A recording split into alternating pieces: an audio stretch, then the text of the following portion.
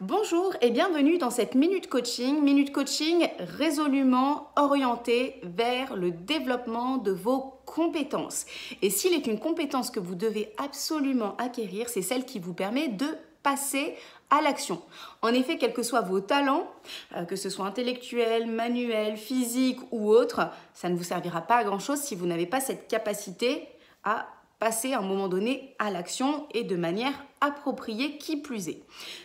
Si vous vous auto-diagnostiquez sur une échelle de 1 à 10, 1 étant je possède pratiquement pas, voire pas du tout cette compétence, et 10 étant j'ai cette capacité absolue à passer à l'acte lorsqu'il le faut, où est-ce que déjà vous vous situez naturellement, spontanément, intuitivement?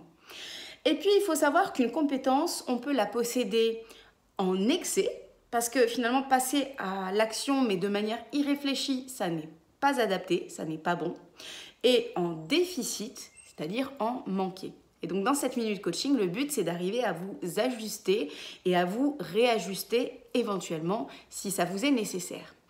Donc posons-nous la question déjà, qu'est-ce que ça signifie posséder une compétence en excès? Par exemple, si on parle de cette capacité à passer à l'action. Une personne qui possède cette compétence en excès, c'est une personne qui en général va être un bourreau de travail, un fonceur, un challenger. Alors c'est très bien sous certains aspects, mais sous d'autres, ça peut réellement vous nuire parce que à vouloir être un bourreau de travail, on va en oublier d'autres aspects de la vie qui sont essentiels, comme prendre soin de sa santé, mais aussi passer du temps avec sa famille, avec les personnes qui nous sont chères. Et parfois, ce sont des personnes aussi qui vont finir par craquer parce qu'elles auront beaucoup donné en excès dans l'action, et cette action orientée tous azimuts peut faire qu'à un moment donné, le corps tout simplement dise stop. Si le cerveau lui continue à dire vas-y consciemment, eh bien ça peut être néfaste et mauvais pour votre santé, mais aussi pour votre environnement, vos proches. Une personne qui a aussi cette compétence en excès est quelqu'un qui va parfois oublier certains détails, certains éléments qui peuvent lui sembler infimes ou secondaires, qui pour autant sont très importants.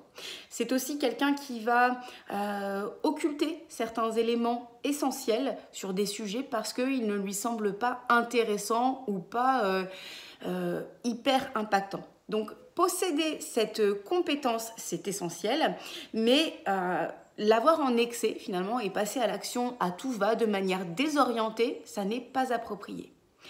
À l'inverse, posséder cette compétence en déficit, c'est-à-dire ne pas l'avoir ou ne pratiquement pas l'avoir, en général, on va observer chez les individus une tendance à beaucoup analyser. Alors cette tendance-là, vous verrez sur d'autres compétences qu'on abordera, ça peut être très bien d'analyser, d'avoir cette capacité de prise de recul, d'anticipation. Mais quand c'est l'heure de passer à l'action, il faut le faire. Et les personnes qui n'ont pas suffisamment développé la compétence de passer à l'action vont beaucoup analyser, vont hésiter et vont souvent passer à côté d'opportunités, d'occasions intéressantes. Ce sont aussi des personnes, lorsqu'elles ne l'ont pas suffisamment, qui vont manquer d'envergure, manquer d'ambition et vont parfois donner l'impression de manquer de motivation. Alors, à vrai dire, c'est pas un manque de motivation, c'est un manque d'action ou un manque de mise en route du moteur qui permet de passer à l'action. Alors, tout compte fait, qu'est-ce que ça veut dire posséder la compétence qui vous permet de passer à l'action? Eh bien, c'est une compétence, si vous la possédez, qui fait que vous aimez travailler et vous aimez travailler dur. Quelqu'un qui passe à l'action n'est pas là en train de compter les heures, de compter s'il a fait assez, un peu trop. C'est quelqu'un qui y est, et quand il est dans la tâche, il ne compte pas. Par contre, c'est quelqu'un aussi qui, lorsqu'il est sur une autre tâche, sait aussi s'arrêter et faire autre chose. La personne qui est orientée vers l'action, lorsqu'elle est face à un défi, déborde d'énergie au moment adapté et opportun. Elle peut aussi accepter d'avoir une planification qui soit minimale, c'est-à-dire d'avoir des éléments de réflexion ou d'anticipation qui, du point de vue de la majorité des personnes, ne seront pas suffisants pour passer à l'action, mais cette personne sait que c'est le moment de relever le défi, même s'il n'y a pas assez d'anticipation ou d'éléments de planification. Et de la sorte, c'est une évidence, c'est une personne qui en général saisit plus d'opportunités que d'autres. Alors bien sûr, Tous autant que nous sommes, nous avons toujours une marge de progression. Même si vous êtes une personne qui passe déjà définitivement à l'action, c'est formidable et je vous en félicite. Mais certainement que dans certains domaines de votre vie, il vous faut encore développer cette capacité-là ou amoindrir lorsque vous sentez que c'est trop massif, que ça vous met beaucoup de pression et que finalement vous n'êtes pas toujours obligé d'avoir une telle pression énergie parce qu'elle est mal adaptée. Et ça vous permet aussi, ça vous permettra de vous préserver en termes de santé, d'entourage, etc. Voilà, donc je vous invite à réfléchir à votre capacité à passer à l'action, à passer aussi au crible des différents domaines et pans de votre vie, de votre carrière, de votre métier ou d'autres domaines. Et n'hésitez pas à partager en commentaire les astuces que vous utilisez pour vous rappeler à l'ordre, pour vous contraindre lorsqu'il faut passer à l'action. Je finirai avec une astuce que moi j'utilise énormément et qui me permet de dépasser lorsque je peux me sentir bloquée, freinée, avec des peurs sur certaines actions que je dois entreprendre.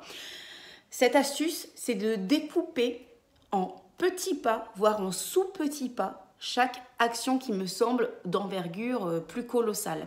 Et ces sous-petits pas, eh bien, je vais les positionner dans mon planning, dans mon agenda pour les prochains jours, dans la semaine qui arrive ou dans les prochaines semaines.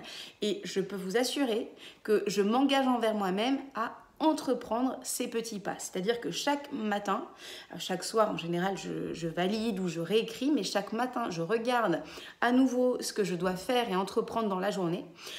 Parmi ces tâches d'envergure, il y aura peut-être 1, 2, 3 maximum petits pas, mais je m'y tiens parce que le fait de l'avoir écrit dans mon planning, c'est un engagement vis-à-vis de moi-même et je considère que si je ne le fais pas, eh bien, je ne suis pas engagée à mon égard. Essayez cette astuce-là, ça vous permettra de dépasser certaines choses qui peuvent vous causer de l'appréhension. N'hésitez pas à m'en faire un retour et je vous dis à très bientôt pour analyser une autre compétence et monter aussi en puissance. À très bientôt sur les vidéos d'Essence de marque.